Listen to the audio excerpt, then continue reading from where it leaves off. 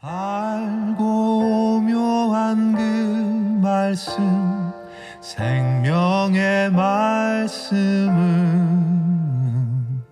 귀한 그 말씀 진실로 생명의 말씀이. 오늘 우리에게 주신 하나님의 말씀은 에베소서 6장 1절로 3절입니다. 에베소서 6장 1절에서 3절까지 말씀 함께 찾으셔서 한 목소리로 읽겠습니다. 자녀들아, 주 안에서 너희 부모에게 순종하라. 이것이 옳으니라. 내 아버지와 어머니를 공경하라. 이것이 약속이 있는 첫 계명이니 이로써 내가 잘되고 땅에서 장수하리라. 아멘. 이 어버이 주일 가운데 정말 우리 부모님을 더 사랑하고 그 은혜에 감사할 수 있는 우리의 모습이 되기를 소원합니다. 그렇지만 여러분, 예배 주인공은 누구인가? 하나님이십니다. 그죠? 그 앞에 어떤 수식어가 붙어도 예배 주인공은 오직 하나님이십니다. 이것을 우리가 분명히 생각해야 됩니다. 예를 들어 아이가 태어나서 1년이 되면 돌잔치를 하고 믿는 가정은 돌감사 예배를 드립니다. 젊은이들이 만나 결혼하고 하면 결혼식을 하죠. 믿는 사람들은 결혼 감사 예배를 드립니다. 돌감사 예배라고 해서, 결혼 감사 예배라고 해서 예배 주인공이 아기가 될 수 없고 신랑 신부가 될 수 없습니다. 모든 예배는 주인공이 하나님이십니다. 아기가 태어나 1년 동안 지켜주신 하나님께 감사하는 예배가 되고요. 아주 하나님의 은혜로 귀한 배필을 만나 결혼하게 하신 은혜에 감사하는, 하나님께 감사하는 예배여야 한다는 겁니다. 어버이 주일도 이 예배 가운데 우리가 우리에게 부모님을 허락하시고 부모님을 통해 양육받게 하시고 그것을 통하여 하나님의 은혜와 인도하심을 누리게 하신 그 감사하는, 하나님 앞에 감사하는 주일이며 감사하는 예배가 되어야 할 것입니다. 이 예배를 통해서 부모님의 사랑을 받고 자라게 하신 하나님의 은혜에 감사하며 또 우리를 길러주신 부모님에게도 감사하고 그 사랑을 표현할 수 있는 우리 모두와 이 한 달이 되기를 소원합니다. 오늘 본문에 보니까 우리에게 허락하신 부모, 아버지와 어머니를 공경하라라고 말씀합니다. 그러면 왜 부모님을 공경해야 할까? 당연히 해야겠지만 왜 공경해야 할까 하는 겁니다. 첫 번째로 하나님이 주신 계명이기 때문입니다. 출애굽기 20장 12절 함께 읽겠습니다. 출애굽기 20장 12절입니다. 내 부모를 공경하라. 그리하면 내 하나님 여호와가 내게 준 땅에서 내 생명이 길리라. 아멘. 오늘 함께 읽은 본문 2절의 말씀에 내 아버지와 어머니를 공경하라. 이것은 약속 있는 첫 계명이니, 이 계명이 무엇인가? 십계명에 나오는 이 모세가 시내산에서 받은 십계명 가운데 있는 계명입니다. 계명은 지켜도 되고 안 지켜도 되는 것이 아니라 반드시 지켜야 되는 하나님의 말씀이요 하나님의 명령인 것입니다. 하나님의 백성이라면 반드시 지켜야 되는 계명입니다. 하나님의 백성이 아니라면 지키지 않아도 되겠죠. 그러나 하나님의 백성이라면 반드시 지켜야 할 말씀입니다. 십계명은 기본이죠. 십계명은 기본입니다. 예수님이 율법을 폐하셨는가? 아닙니다. 예수님은 율법을 완성시키셨습니다. 그래서 십계명이 폐하여진 것이 아니라 예수님을 통하여 이 십계명이 완성된 것입니다. 이 십계명 하나하나를 보면 하나님이 하나님의 백성을 얼마나 사랑하시는지 그 사랑이 느껴지는, 그것을 하나하나 깊이 묵상하다 보면 하나님의 정말 진한 사랑을 느낄 수 있는 것이 십계명입니다. 바로 이 십계명 가운데 5번째 있는 계명입니다. 첫 번째에서 4번째까지는 하나님과의 관계, 하나님 사랑에 대한 것이라면 5번째는 바로 이어서 5번째는 부모님 사랑하는 것, 그리고 6번째에서 10번째는 이웃 간에 우리가 지켜야 할 것, 이웃 간의 사랑에 대해서 이야기를 하고 있습니다. 하나님의 사랑에 이어서 바로 언급하고 말씀하여 주신 것이 부모님 사랑입니다. 하나님이 이것을 얼마나 중요하게 여기시는지를 우리가 알 수 있습니다. 우리가 부모님을 사랑하고 공경해야 하는 이유는 바로 하나님의 명령이기 때문입니다. 하나님의 백성으로서 우리는 당연히 하나님의 명령을 지켜 살아야 하는 겁니다. 하나님이 왜 부모님에 대한 공경을 중요하게 여기시는가? 인간이 하나님을 곧바로 직통으로 이해할 수는 없습니다. 하나님이란 존재에 대해서 우리는 우리의 생각과 이해로 바로 이해할 수 없습니다. 그런데 하나님의 존재에 대해서 하나씩 하나씩 깨달을 수 있도록 부모님을 주셨기 때문입니다. 자녀이기 때문에 무조건 사랑을 주시는 부모님을 통하여 하나님의 사랑을 알고 깨닫게 하시고, 부모를 통해 자녀가 태어나듯 우리에게 생명, 영원한 생명을 주신 하나님을 깨닫게 하시고요. 어려서부터 부모가 자녀를 보호하듯이 우리를 늘 보호하여 주시는 하나님을 알고 깨닫고 볼 수 있게 하시기 때문입니다. 그러면 또 어떤 이유가 있을까요? 이 땅에 태어나게 해주셨기 때문입니다. 세상에 자녀가 없는 사람은 있지만 세상에 부모가 없는 사람은 없습니다.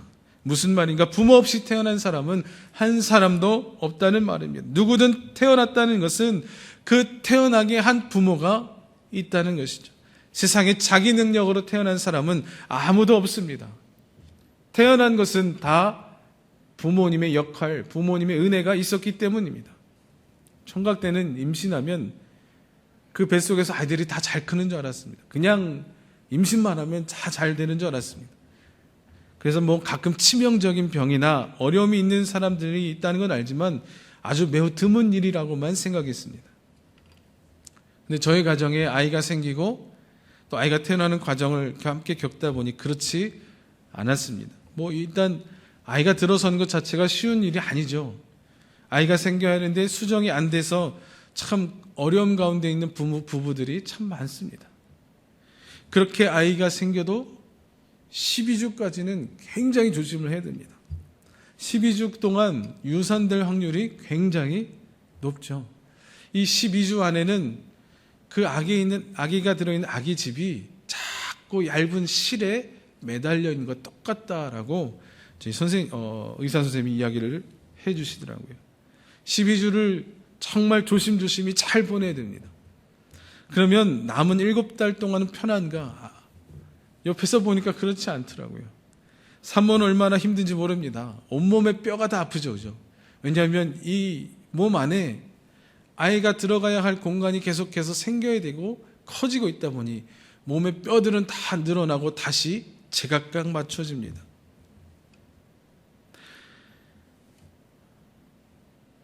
소화도 잘 안 되고 화장실 가기도 참 어렵습니다. 의사 선생님이 하시는 말씀이 엄마가 힘들어질수록 아이는 잘 자라는 거다라고 이야기를 하시더라고요. 10달이 되어 갈수록 힘든 것은 더욱더 심해집니다. 분만의 고통은 분만의 고통 딱 아기 나올 때만 아픈 거예요? 아니죠. 가진통부터 해서 진통이 시작됩니다. 그 진통이 아이를 빨리 낳으시는 분들은 몇 시간 안에도 바로 끝나시는 분들도 있고, 좀 심하게 좀 오래 하시는 분들은 하루를 넘기는 분도 있죠. 그것뿐인가? 자칫 분만 중에 아이가 잘못될 수도 있습니다. 아이가 골반에 껴서 나오다 보면 질식할 수도 있고요. 거기에 껴서 나오질 못하면 질식할 수도 있고, 산소가 모자라서 치명적인 아픔이 생길 수도 있습니다. 분만함의 끝도 아니라 부모님은, 엄마는 산후조리도 해야 됩니다. 이런 과정들이 중간중간 어렵고 힘든 고난의 일들이 이 아이가 태어나는 그 과정 가운데 있는지 몰랐었습니다. 이런 과정들을 부모가 감당을 해야, 참아내고 인내한 뒤에야 한 생명이 태어나는 것이다 라는 겁니다. 세상에 거저 태어난 아이가 있을까? 없습니다. 거저 태어난 생명은 없습니다. 총각된 사실 잘 몰랐습니다. 임신하면 힘들죠, 어렵죠 라고 말은 하지만 이런 아픔과 어려움과 고난에 인내의 시간들이 있었는지는 몰랐습니다. 하나님이 한 생명을 허락하셨을 때에 그 생명을 얼마만큼 우리가 인내와 소중히 여기며 보호하고 여겨야 하는지를 깨닫게 되는 기간이었습니다. 세상에 거저 태어난 아이는 없습니다. 부모님을 존경하고 사랑해야 되는 이유, 이것만으로도 부모님을 사랑하고 존경해야 합니다. 또 하나, 살려주셨습니다. 부모님이 우리를 살려주셨습니다. 죽을 수밖에 없는 우리를 살려주셨습니다. 꼭 예수님이 죽을 수밖에 없는 우리 영적인 새 생명을 주셔서 영원한 천국의 소망을 갖게 해주신 것처럼 들리는 말처럼 들리죠. 왜 죽을 수밖에 없는 자를 살려주셨다고 하는가? 참 여러분, 신생아 이 아기처럼 세상 약한 존재가 없지요. 낳아놓으면 알아서 크는 아기가 있나요? 눈도 뜨지 못하는 이 아기가 할 수 있는 일은 우는 일 말고 무엇을 할 수 있겠습니까? 우는 것도 처음에 막 낳자마자 울음도 틔워줘야죠. 입속에서 물을 빼주고 하면서 울음을 틔워줘야 됩니다. 젖을 먹이든 분유를 먹이든 먹여주어야지 삽니다. 먹여주지 않으면 죽습니다. 그뿐인가 씻겨주기도 해야 되고, 너무 더워서 열꽃은 피지 않을까, 춥지는 않을까 꽁꽁 싸매기도 하고, 혹여 무슨 일이라도 생길까 신생아 때는 집 밖에 나오지도 않습니다. 첫 한 달은 병원 가는 일 아니면 나오질 않죠. 기어다니기 시작하면 손에 닿는 거 다 조심해야 되고, 잡고 일어서기 시작하면 조심하고 치워야 되는 일이 더 많아집니다. 걷기 시작하면 더 그렇고, 여러분 아기를 놔두고 부모님이 동시에 자리를 비운 적이 있습니까? 없으시죠? 누구든 한 명은 지켜서 가고, 그게 안 되니까 화장실까지 아이를 업고 가고, 화장실 문 열고 보시고, 이런 일 얼마나 많습니까? 세상 손 많이 가는 생명체입니다. 그냥 놔두면 죽을 수밖에 없는 생명체입니다. 그런 신생아 아기이죠. 여러분, 아기를 놔두고, 정말 이 신생아 아기를 놔두고 일주일만 집을 비운다, 아무도 없이, 아니 한 달을 집을 비운다라고 생각하면 이 아이는 어떻게 되죠? 네, 상상하기도 싫지만 정말 안타까운 결말, 죽음을 맞이할 수 있습니다. 그런 아기를 살리는 것은 누가 하는가? 그 아기의 생명을 이어가게 하는 것이 누구인가? 바로 부모라는 겁니다. 부모이니까 당연하다 할 수 있지만 그만큼의 희생이 있는 것은 부인할 수 없는 사실이라는 것이죠. 그러한 돌봄 없이 자란 사람이 있냐는 겁니다. 그러한 돌봄 없이 내가 지금까지 생명을 유지하고 이만큼까지 자란 사람이 있냐는 겁니다. 아무도 없다는 겁니다. 나를 태어나게 해주신 것만도, 그리고 지금까지 내가 죽지 않고 이렇게 살아있는 것만도 부모님을 사랑할 수 있는, 부모님을 존경할 수 있는 충분한 이유가 된다는 겁니다. 3절의 말씀 보면 잘 되고 땅에서 장수하리라, 이것을 목적으로 삼으면 안 됩니다. 이것은 그렇게 사랑하고 공경하였을 때 주시는, 값없이 주시는 은혜입니다. 그죠? 우리가 하나님을 사랑하고 하나님을 예배할 때 하나님께 받을 것, 하나님께 내게 채워주실 것만 바라고 우리가 하나님을 바라보고 사랑하는가? 그것이 아니라 하나님을 사랑하고 하나님을 바라보고 존경하며 우리가 예배하며 살아갈 때에 값없이 주시는 은혜로 우리가 살아가는 것처럼 우리가 부모님을 사랑함도 그래야 할 겁니다. 그러면 어떻게 부모님을 공경해야 할까? 오늘 본문에 보니까 주 안에 있어야 한다라고 합니다. 1절 함께 읽을까요? 자녀들아, 주 안에서 너희 부모에게 순종하라. 이것이 옳으니라. 무엇보다 예수 그리스도를 따르는 믿음 안에 있는 것이 가장 큰 효도라는 겁니다. 아무리 부모님께 잘한다 하여도 구원받은 주의 자녀가 되지 않는다면 그만큼 부모님의 마음이 아프고 속상한 일이 없다는 겁니다. 부모는 자녀가 잘 되기를 바랍니다. 자녀가 못 되기를 바라는 부모는 이 세상에 없습니다. 자녀가 만약 부모보다 더 잘 되고 더 높아진다고 하여서 이것을 배합하는 부모가 어디 있겠습니까? 오히려 자신보다 더 잘 되기를, 자신보다 더 잘 살기를 바랍니다. 경제적인 것뿐만 아니고요. 내가 지나온 세월을 돌아다 보니 내 자녀는 정말 이 시간들보다 더 아름답고 경제적인 것뿐만 아니라 전인격적으로 더 나은 삶을 살기를 원합니다. 그런데 예수 그리스도를 따르는 이들에게 가장 잘 사는 길은 바로 예수 잘 믿는 길이죠. 반대로 가장 못 사는 길은, 가장 안타까운 일은 예수 믿지 않는 겁니다. 예수만이 천국이요 예수 아니면 지옥이기 때문입니다. 그러니 자녀가 예수님을 믿지 않는다면 그보다 가슴 아픈 일은 없다. 효도는 예수 믿는 것이다 라는 겁니다. 제가 미국에서 사역할 때 제가 섬기던 청년부에 늘 열심으로 도와주시던 권사님이 한 분 계셨습니다. 저희 청년부가 늘 예배드리면 한 150여 명이 예배드리기 때문에 적은 인원은 아니었습니다. 예배 마치고 늘 식사를 하는데 늘 앞장서서 도와주시는 권사님이셨어요. 그런데 왜 이 청년들에게 늘 마음이 있고 청년들에 대한 사랑과 또 아픈 마음이 있는가? 늘 다른 것, 늘 뭐 해드리는 건 없지만 늘 감사하게 최선을 다해서 해주시곤 하셨습니다. 그래서 늘 식사를 준비해 주시곤 하면서 다음 주는 뭐 먹고 싶냐고 늘 물어보시고, 그러면 먹고 싶다는 거 있다면, 우리 청년들이 먹고 싶다고 하는 거 있다면 늘 해주셨던 권사님이셨습니다. 이 권사님에게는 딸이 셋이 있는데 첫째 딸이 있고 둘째, 셋째는 쌍둥이 딸이었습니다. 그래서 딸만 셋이긴 한데 첫째 딸, 둘째, 셋째 쌍둥이 딸 이랬습니다. 그런데 어느 날 권사님하고 이야기를 쭉 나누는 시간이 있었는데 권사님의 이 쌍둥이 딸이 신천지에 있다는 겁니다.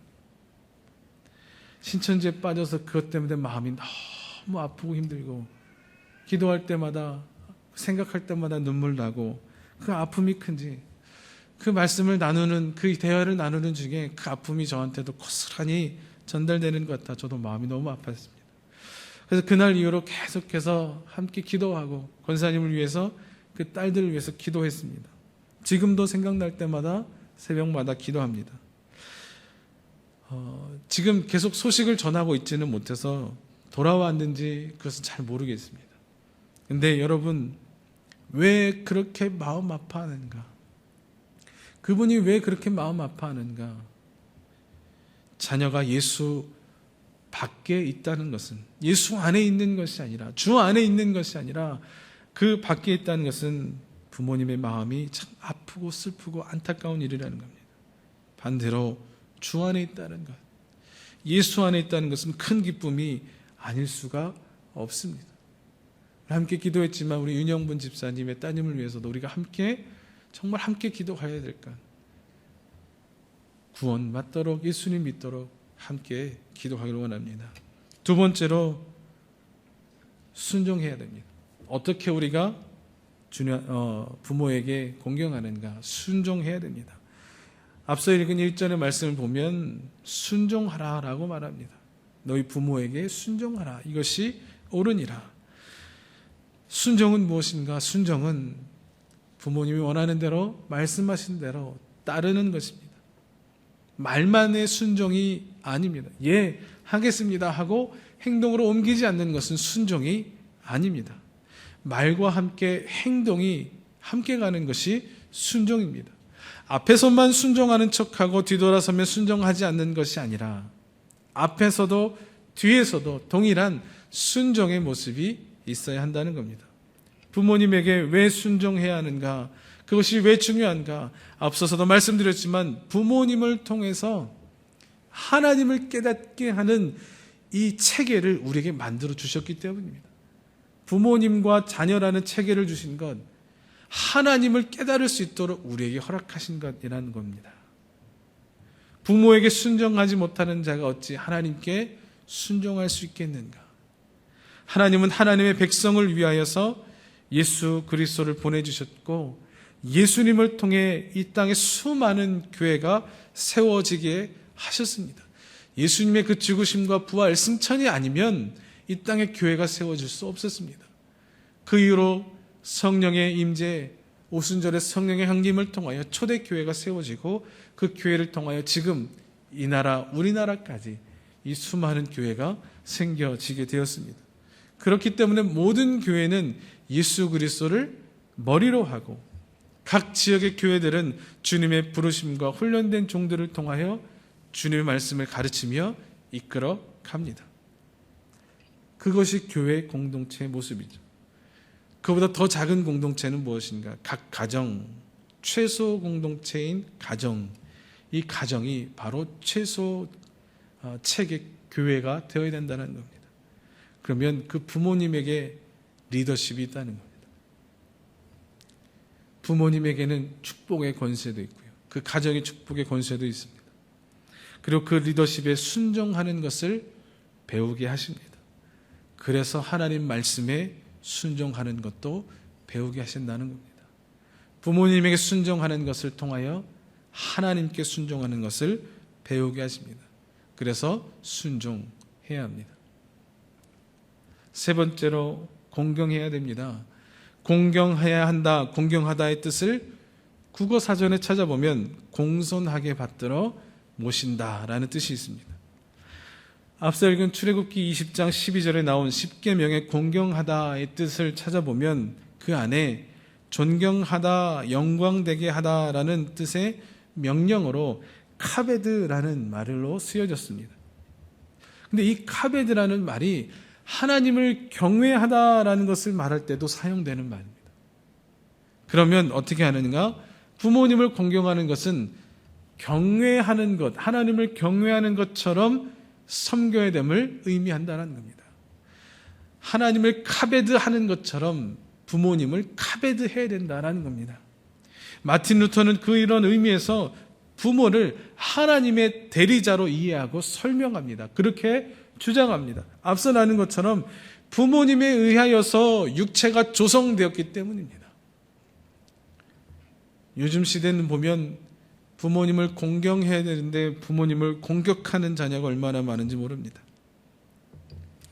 뭐 하나 내가 원하는 대로 들어주지 않으면 대들고 따지고 심지어 공격한다는 것이죠. 부모님은 공격의 대상이 아니라 공경의 대상인데 말입니다.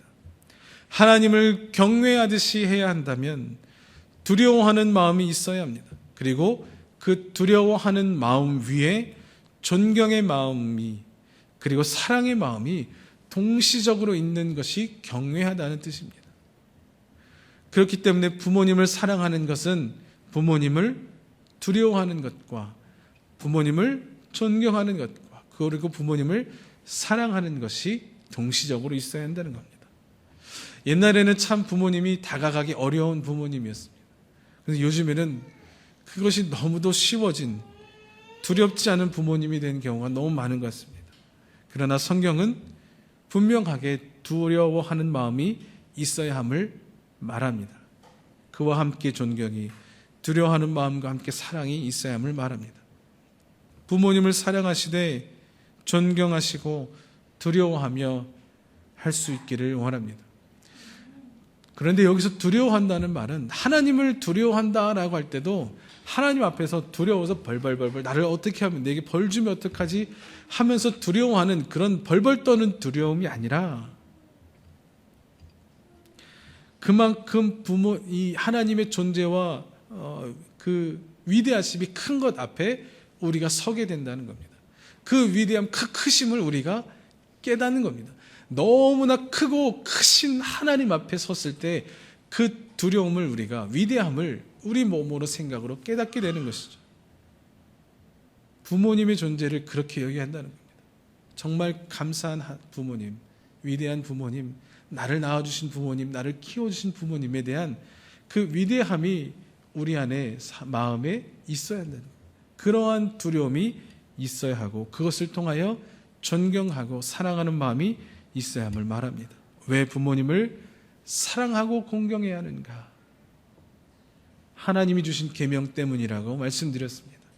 이 땅에 육신의 몸으로 태어날 수 있도록 해주신 분이 부모님이기 때문이라 하였습니다. 죽을 수밖에 없는, 보호를 받지 않으면 죽을 수밖에 없는 자를 지금까지 살게 해 주셨기 때문이라고 했습니다. 어떻게 부모님을 사랑하는가? 주 안에 있어야 한다고 했습니다. 순종해야 한다고 했습니다. 그리고 하나님을 경외하듯이 경외하고 사랑해야 한다고 하였습니다. 여러분, 부모님을 사랑하십니까? 여러분, 부모님을 사랑하시기 원합니다. 주님을 사랑하듯이 부모님을 사랑하시기 원합니다. 그리고 우리에게 주신 그 부모님을 더 사랑할 때에 그 우리에게 이 부모님을 허락하신 하나님을 사랑하고 더 감사할 수 있는 우리가 모두 되기를 소원합니다. 아버지 하나님, 감사합니다.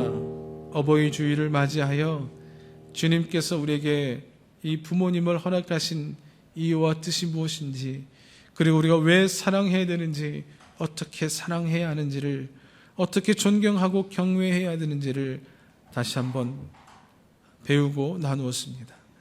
주님, 다시 한번 결단합니다. 더 사랑하기를 원합니다. 더 존경하기를 원합니다. 주님을 위하여 기도하듯이 경외하듯이 더 사랑하기를 원합니다. 주님, 이 마음이 변치 않게 하시고 부모님을 대하며 사랑하듯 하나님을 더 사랑하고 하나님에 대하여 깨달을 수 있는 우리의 삶과 신앙과 믿음의 모습이 될 수 있도록 은혜 베풀어 주옵소서. 감사함 예수님의 이름으로 기도드립니다. 아멘. 믿음이 없이는 기쁘시게 못하나니